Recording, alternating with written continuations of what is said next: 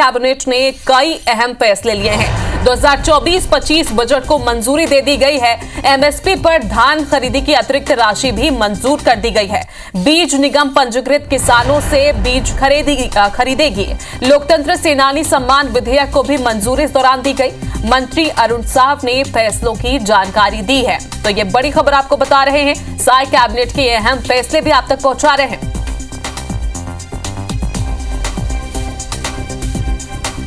आज राज्य मंत्रिपरिषद की बैठक मुख्यमंत्री विष्णुदेव साय जी की अध्यक्षता में संपन्न हुई है। बैठक में 2024-25 के तृतीय अनुपूरक अनुमान का विधानसभा में उपस्थापन के लिए छत्तीसगढ़ विनियोग विधेयक 2025 के प्रारूप का अनुमोदन किया गया। मंत्रिपरिषद द्वारा बजट अनुमान वर्ष 2025-26 का विधानसभा में उपस्थापन के लिए छत्तीसगढ़ विनियोग विधेयक 2025 के प्रारूप का अनुमोदन किया गया। मंत्रिपरिषद द्वारा राज्य के किसानों को नवीन उन्नत किस्मों और गुणवत्ता युक्त बीजों की उपलब्धता सुनिश्चित करने के लिए छत्तीसगढ़ राज्य भंडार क्रय नियम 2002 के नियम 4 में छूट प्रदत्त संस्थाओं की सूची में विस्तार करने का निर्णय लिया गया, जिसके तहत सर्वप्रथम बीज का उपार्जन बीज निगम द्वारा राज्य के पंजीकृत बीज उत्पादक किसानों से किया जाएगा। इसके पश्चात आवश्यकता की पूर्ति के लिए राज्य की बीज उत्पादक सहकारी समितियों, भारत सरकार एवं राज्य सरकार के बीज उत्पादन करने वाले उपक्रमों, नाफेड, मध्य प्रदेश बीज महासंघ की समितियां, भारत सरकार द्वारा विभिन्न योजनाओं में empanelled central nodal seed agency के रूप में चयनित संस्थाओं को बीज निगम द्वारा जारी ऑफर लेटर में से न्यूनतम मूल्य प्रस्तुत करने वाली संस्था या एजेंसी से किया जाएगा।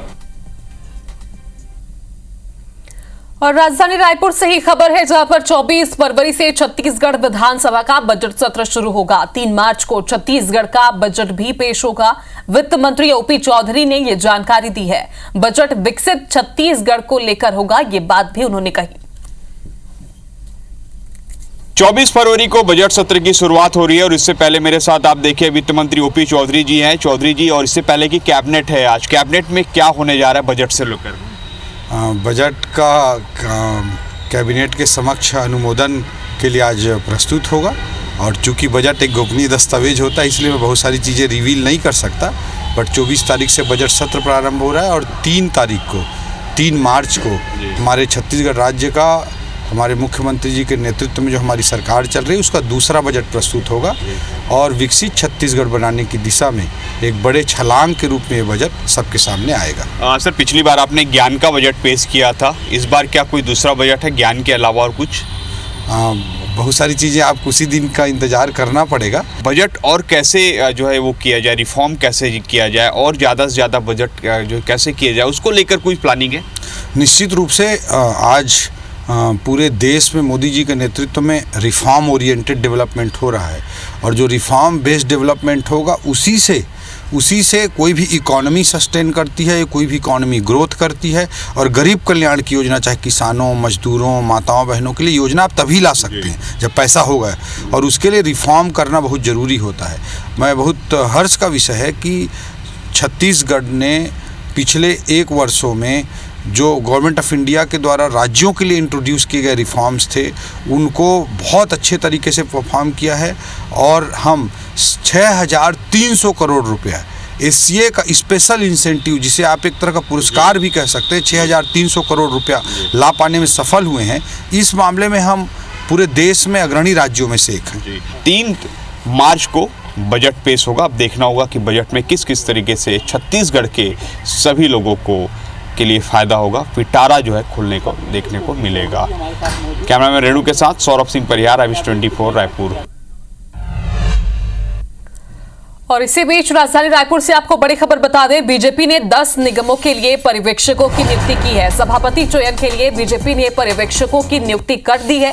रायपुर की बात करें तो धर्मलाल कौशिक यहाँ के पर्यवेक्षक बनाए गए हैं। बिलासपुर में संतोष पांडे कमान संभालेंगे। कोरबा में पुरंदर मिश्रा को पर्यवेक्षक बनाया गया।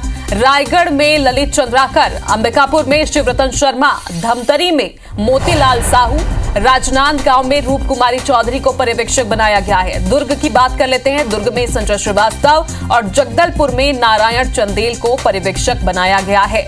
तो ये बड़ी खबर, जहां पर अब पर्यवेक्षक नियुक्त कर दिए गए हैं। 10 निगमों के लिए अलग अलग जगहों से पर्यवेक्षक बनाए गए हैं। जगदलपुर में जहां नारायण चंदेल को पर्यवेक्षक बनाया गया, वहीं राजधानी रायपुर, रायगढ़, अंबिकापुर सभी जगह के लिए अलग अलग बीजेपी ने अब पर्यवेक्षक नियुक्त कर दिए हैं।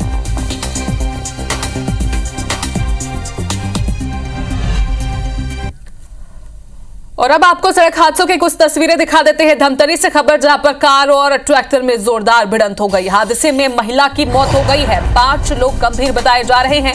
रायपुर इन्हें रेफर कर दिया गया है। कोडे बोडे डाइवर्सन के पास ये घटना हुई है। कुरूद थाना क्षेत्र का मामला बताया जा रहा है। तो सड़क हादसे की खबर सामने आ रही है धमतरी से, जहां कार और ट्रैक्टर में भिड़ंत हो गई। सभी घायलों को अब राजधानी रायपुर में रेफर कर दिया गया है। तस्वीरें भी आप तक पहुंचा रहे हैं। देखिए किस तरह से ये भिड़ंत हुई थी, जोरदार भिड़ंत थी। इसके बाद लोगों का हुजूम भी वहां पर उमड़ने लगा। 5 लोग गंभीर रूप से इस दुर्घटना में घायल हुए हैं। कोडे बोर्ड डाइवर्सन के पास यह दुर्घटना घटी है। कुरूद थाना क्षेत्र का मामला।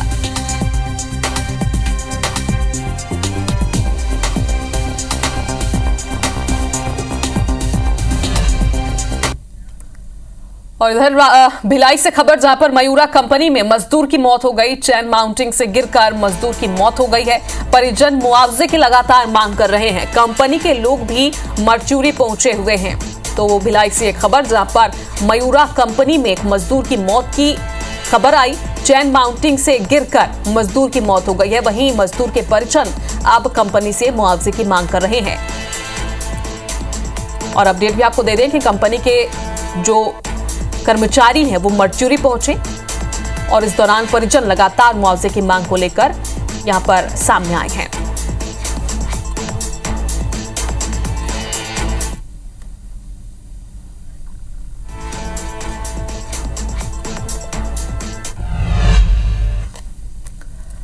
और इधर दुर्ग पुलिस ने अलग अलग प्रदेशों में हुए 61 करोड़ 5 लाख रुपए की ठगी के आरोपी को तमिलनाडु के तिरुपुर से गिरफ्तार किया है। पुलिस आरोपी को लेकर वैशाली नगर थाना पहुंची। बता दें कि इस आरोपी ने तिरुपुर में 55 लाख और विजयवाड़ा में 60 करोड़ 30 लाख की धोखाधड़ी की थी।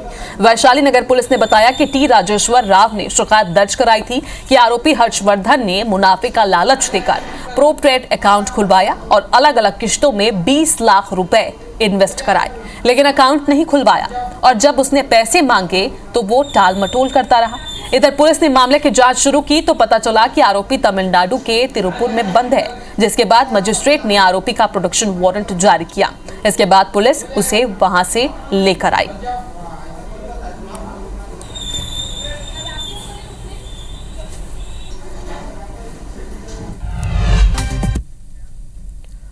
अब बात न्यायधानी बिलासपुर की, जहां सेंट विंसेंट पलोटी स्कूल में शुक्रवार को हुए एक बड़े हादसे ने स्कूल प्रशासन की लापरवाही पर गंभीर सवाल खड़े कर दिए हैं। स्कूल के टॉयलेट में हुए सोडियम ब्लास्ट में 4वीं कक्षा की एक मासूम बच्ची बुरी तरह झुलस गई। इस घटना के बाद से स्कूल प्रशासन घिर गया है और परिजनों में जबरदस्त आक्रोश भी देखने को मिल रहा है। इस घटना के विरोध में शनिवार सुबह से बड़ी संख्या में परिजन स्कूल के बाहर इकट्ठा हुए, स्कूल प्रबंधन से जवाब मांगने लगे। परिजनों का कहना है कि वे सुबह 7 बजे से स्कूल गेट पर खड़े हैं, लेकिन अब तक प्रबंधन ने उन्हें कोई संतोषजनक जवाब नहीं दिया।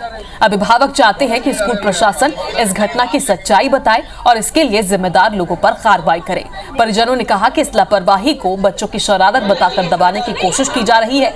प्रशासन की ओर से कहा गया है कि इस मामले की जांच की जा रही है और दोषियों पर उचित कार्रवाई भी होगी। हम लोग यहाँ 7 बजे से आके सुबह से गेट पे पास खड़े थे और हम लोग ये चाह रहे थे कि स्कूल प्रबंधन के जो इंचार्ज हैं, फादर हैं, यहाँ के प्रिंसिपल, वो आके एटलीस्ट हमको ये बताएं कि क्या कार्यवाही कर रहे हैं उन अपराधियों के खिलाफ, जिन्होंने कल मीडिया में ये स्टेटमेंट दिया कि उन्होंने शरारत की बच्चे लोगों ने। अगर 24 घंटे के अंदर अगर स्कूल प्रबंधन निर्णय नहीं लेता है तो हम मंडे को यहाँ की इनके खिलाफ भी सिविल लाइन थाने में FIR कराएंगे। पहले भी इस स्कूल में ये घटना हो चुकी है, इसलिए अब जो है हम लोग ये अभी इतनी भीड़ लगाए हैं कि अब जो है इसका ये जो फादर जो है इसको एक्शन ले, जो हुआ है उस पर उचित कार्रवाई हो और बच्चे हमारे सेफ रहे। कोई एक्शन नहीं लिया जाता है। फटाका बाथरूम के अंदर फूटता है, स्कूल के पंखा को लटक करके बच्चे झूल रहे हैं, ब्लेड टेढ़ा हो जाता है तो भी कोई एक्शन नहीं लिया जा रहा है। मतलब कई बार घटना हो चुकी है, हर बार दबाया गया स्कूल की साइड से। मांग यही कि सही से कार्रवाई किया जाए, जो एक्शन लिया जाए और आगे भी इस चीज का सुधार किया जाए। और इसी बीच अंबिकापुर से आपको बड़ी खबर बता दें, जहां अमरजीत भगत ने अपनी पार्टी पर ही सवाल उठाया है। सरगुजा के आदिवासी नेताओं को मौका नहीं दिया जाता, तो एक बड़ा बयान अमरजीत भगत का। ना किसी कमेटी में रखा जाता है, ना उनकी बात सुनी जाती है। यहां के नेताओं के साथ तालमेल रखने के बाद ही कांग्रेस को फायदा मिलेगा। तो अमरजीत भगत का ये बड़ा बयान, जब अपनी ही पार्टी को वो घेरते नजर आए, अपनी ही पार्टी पर सवाल उन्होंने उठा दिया। उन्होंने कहा कि सरगुजा के आदिवासी नेताओं को मौका नहीं दिया जाता, ना किसी कमेटी में रखा जाता है, ना ही उनकी बात सुनी जाती है। क्या कुछ कहा है, आपको सुनवा रहे हैं। बस्तर और सरगुजा दोनों ट्राइबल क्षेत्र है, दोनों तरफ से ट्राइबल्स को बराबर देखें। ऐसा नहीं कि पूरा ध्यान केवल बस्तर में रहे, इधर के ट्राइबल छूट जाए। इधर 5 जिला आता है, इधर के ट्राइबल लीडर्स को मौका ही नहीं देते हैं, ना किसी कमेटी में रखते हैं, ना वो उनका बात सुनते हैं। तो आपस में जब तालमेल करेंगे तब तो उसका फायदा मिलेगा। तो ये बयान आपने सुना, पूर्व मंत्री अमरजीत भगत का ये बड़ा बयान। उन्होंने कहा कि ना किसी कमेटी में रखा जाता है, ना उनकी बात सुनी जाती है। एक बार फिर से कांग्रेस में ये स्थिति देखने को मिल रही है, जब अपने ही पार्टी के नेता अपने ही पार्टी पर सवाल उठाते हुए नजर आ रहे हैं। उन्होंने कहा कि सरगुजा के आदिवासी नेताओं को मौका नहीं दिया जाता, और यही वजह है कि कांग्रेस पार्टी कहीं ना कहीं हारती हुई नजर आ रही है। जब मौका दिया जाएगा तभी कांग्रेस का कुछ हो पाएगा। सीधे तौर पर उन्होंने अपनी पार्टी पर सवाल उठाया। अभिषेक सोनी हमारे साथ सीधे लाइव जुड़ रहे हैं इस खबर पर। तो अभिषेक, ये पहली बार नहीं है जब कांग्रेस पार्टी में उथल पुथल, या यूं कहें कि अपनी ही पार्टी के नेता एक बार फिर से पार्टी पर सवाल उठा रहे हो। आखिर क्या वजह है कि अमरजीत भगत एक बार फिर से ऐसे बयान देते हुए नजर आए हैं?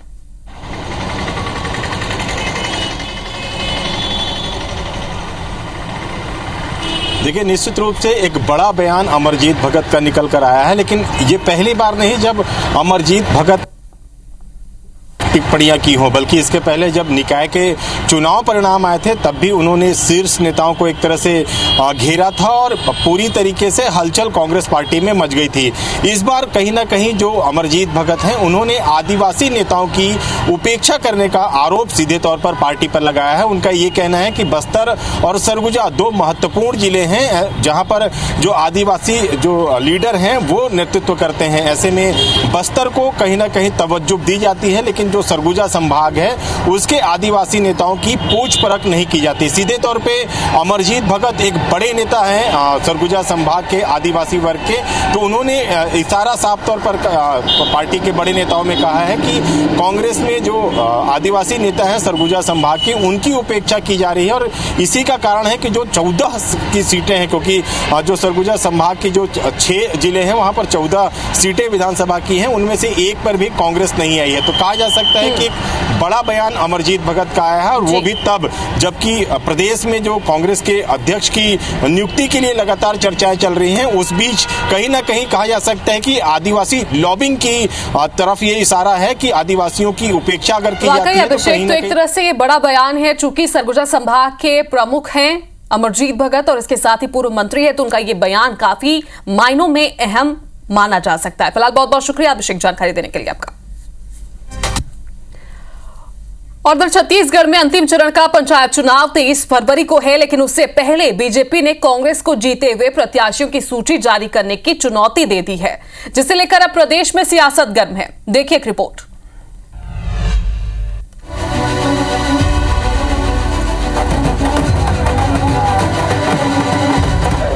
छत्तीसगढ़ में नगरीय निकाय चुनाव के बाद पंचायत चुनाव हो रहे हैं। इसके 2 चरणों में मतदान हो चुके हैं, परिणाम भी आ चुके हैं और अब इसी परिणाम को लेकर भाजपा और कांग्रेस आमने सामने हैं। त्रिस्तरीय पंचायत चुनाव के भाजपा प्रभारी सौरभ सिंह ने बताया कि भाजपा समर्थित जिला और जनपद पंचायत सदस्य 2 चरणों में कुल 285 जिला पंचायत क्षेत्र में 217 भाजपा समर्थित प्रत्याशियों की जीत हुई है। सौरभ शर्मा ने कहा कि कांग्रेस जीत का दावा तो करती है, लेकिन आंकड़ों का ज्ञान नहीं रहता। हमारी चुनौती है कि कांग्रेस जिला पंचायतों में भी अपने निर्वाचित प्रत्याशियों की सूची जारी कर दे। डिप्टी सीएम अरुण साव ने भी कहा कि कांग्रेस हर बार अपनी हार का बहाना ढूंढती है, इस बार भी बहाना शुरू कर दिया है, लेकिन जनता निकाय के बाद अब पंचायत चुनाव में भी कांग्रेस को बाहर कर रही है। शहरों में इतनी दुर्दशा हुई है, गाँव में भी उनकी दुर्दशा इसी तरह से होना निश्चित है। कोई बहाना बनाकर यदि वो दावे करते हैं तो वो बिल्कुल खोखले और झूठे दावे। कांग्रेस के नेताओं को पता नहीं है ये क्या हो रहा है, वो बता नहीं सकते ये फिगर्स क्या हैं करके। कांग्रेस अगर जीत का दावा कर रही है तो कांग्रेस बताए ना किस कहां पर वो कौन जीत रहा है। हम तो दावे के साथ हमारे अधिकृत प्रत्याशी के नाम के साथ आपको बता रहे हैं। कांग्रेस बीजेपी के इन आरोपों और आंकड़ों को गलत बता रही है। भारतीय जनता पार्टी जो नगरीय निकाय चुनाव जीती है वो पूरी तरीके से बेईमानी जीती है। पंचायत के जो चुनाव सामने आ रहे हैं, जो आंकड़े आ रहे हैं वो बता रहे हैं। यदि वास्तव में ऐसा था तो शहरी क्षेत्र में आप जीत गए, ग्रामीण क्षेत्र में आपसे बढ़त कांग्रेस कैसे बढ़ा के लिए पहले चरण में यही हो रहा है। त्रिस्तरीय पंचायत चुनाव भाजपा कांग्रेस के चुनाव चिन्ह पर नहीं होता, लेकिन दोनों पार्टियां प्रत्याशी अधिकृत करती हैं। देखना होगा कि बीजेपी के चुनौती को स्वीकार करते हुए कांग्रेस अपने जीते हुए प्रत्याशियों की सूची जारी करती है या नहीं। छत्तीसगढ़ी डेस्क के साथ सौरभ सिंह परिहार, IBC 24 रायपुर।